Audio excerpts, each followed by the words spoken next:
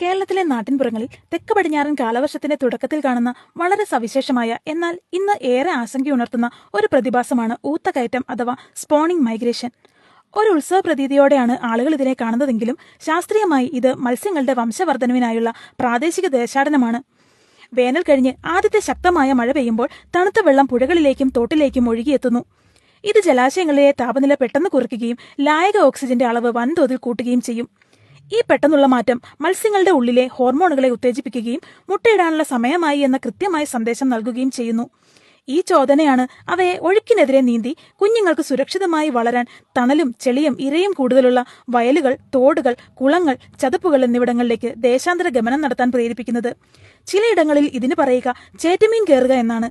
ഇങ്ങനെ പുഴകളിൽ നിന്നും ജലാശയങ്ങളിൽ നിന്നും കയറി വരുന്ന മീനുകളെ ഊത്തുപിടുത്തം എന്ന പേരിൽ ക്രൂരമായ വിനോദമായി വൻതോതിൽ വേട്ടയാടുകയാണ്. വയർ നിറയെ മുട്ടയുമായി വരുന്ന ഈ മീനുകൾക്ക് ഈ ആഘോഷ മീൻപിടുത്തത്തെ അതിജീവിക്കാൻ സാധിക്കില്ല. കേരളത്തിലെ 44 നദികളിലും 127 ഉൾനാടൻ ജലാശയങ്ങളിലുമായി 210-ൽ പരം ഇനം ശുദ്ധജല മത്സ്യങ്ങളാണുള്ളത്. ഇതിൽ ഏകദേശം 30% മത്സ്യങ്ങൾ പശ്ചിമഘട്ടത്തിലും കേരളത്തിലെ നദികളിലും മാത്രം കാണപ്പെടുന്ന ലോകത്ത് മറ്റൊരിടത്തുമില്ലാത്ത തനതിനങ്ങളാണ്. ഒരു മീനിനെ പിടിക്കുമ്പോൾ ലക്ഷക്കണക്കിന് മുട്ടകളാണ് നശിച്ചു പോകുന്നത്. കേരളത്തിന്റെ തനത് മത്സ്യങ്ങളായ വരാൽ, കാരി, കൂരി, പരൽ, മഞ്ഞക്കൂരി, പള്ളത്തി, വാള, ചെങ്കണിയാൻ, നെടുംചൂരി, വയനാടൻ പരൽ, കുരുവി മീൻ എന്നിവയൊക്കെ ഇന്ന് വംശനാശത്തോട് അടുത്തുകൊണ്ടിരിക്കുന്നു.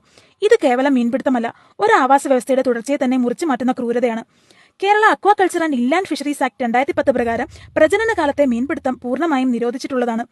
ഊത്തകയറ്റ സമയത്ത് തോടുകൾക്ക് കുറുകെ വല കെട്ടുന്നത്, തടസ്സങ്ങൾ ഉണ്ടാക്കുന്നത്, ടോർച്ചും വാളും വെട്ടുകത്തിയുമായി മീനുകളെ വെട്ടിക്കൊല്ലുന്നത്, ഇൻവെർട്ടറുകളും ബാറ്ററികളും ഉപയോഗിച്ച് വെള്ളത്തിലേക്ക് ഉയർന്ന വോൾട്ടേജിൽ വൈദ്യുതി കടത്തിവിടുന്നത്, തോട്ട അല്ലെങ്കിൽ ഡൈനാമൈറ്റ് പ്രയോഗം, ക്ലോറിൻ പോലുള്ള രാസവസ്തുക്കൾ കലർത്തുന്നത്, ചൈനീസ് ചില്ലുവലകൾ എന്ന പേരിൽ വിപണിയിൽ കിട്ടുന്ന കുഞ്ഞു മീനുകളെ പോലും വെറുതെ വിടാത്ത വളരെ ചെറുതായ മെഷ് സൈസുള്ള നൈലോൺ വലകൾ ഇടുന്നത്, തോട്ടിൽ വിഷം കലർത്തുന്നത്, കെണികൾ വെക്കുന്നത്, തോടിനെ വരെ അടയ്ക്കാൻ പറ്റുന്നത്ര വലിപ്പമുള്ള കൂടുകൾ വെക്കുന്നത് എന്നിവയെല്ലാം 15,000 രൂപ വരെ പിഴയും 6 മാസം തടവും ലഭിക്കാവുന്ന കുറ്റങ്ങളാണ്.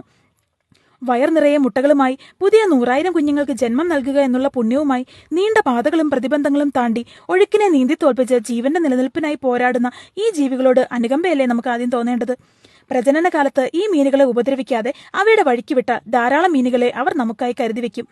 ഇന്ന് നമ്മൾ പിടിക്കുന്ന ഒരു മീൻ നാളത്തെ ആയിരക്കണക്കിന് മത്സ്യസമ്പത്താണ് ഇല്ലാതാക്കുന്നത് എന്ന ചിന്ത ഓരോരുത്തരിലും ഉണ്ടാകണം.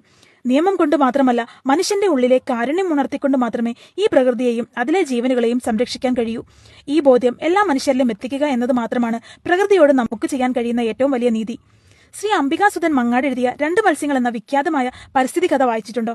മുട്ടയിട്ട് കുഞ്ഞുങ്ങളെ വിരിയിക്കുക എന്നുള്ള 100 സ്വപ്നങ്ങളുമായി ശൂലാപ്പ് കാവിലേക്ക് പോയ അഴകന്റെയും പൂവാലിയുടെയും കഥ നിങ്ങൾക്കും ഇഷ്ടപ്പെടും, മനസാക്ഷിയെ ഉണർത്തും.